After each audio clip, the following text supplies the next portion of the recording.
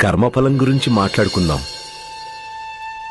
దేవా, నీ కర్మలకి మొదటి ఫలం ఏమిటంటే నీకు ఒక మంచి కుటుంబం దొరికింది. అలాగే ఇది కూడా నీ కర్మల ఫలితమే. నువ్వు నీ కుటుంబం విలువని అర్థం చేసుకున్నావు. భగవంతుడు నీకు ఆ వివేకాన్ని ఇచ్చాడు. ఇన్ని కష్టాలు పడిన తర్వాత కూడా నీకు ఈర్ష్య, ద్వేషం, అహంకారం అనేవి అస్సలు లేవు. ఇదే నీ కర్మల ఫలితం. నువ్వు సుఖంగా నిద్రపోతావు, ప్రశాంతంగా నిద్రపోతావు. ఇదే నీ కర్మల యొక్క ఫలితం.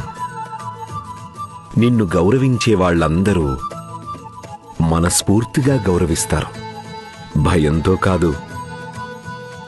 ఇదే నీ కర్మ ఫలం.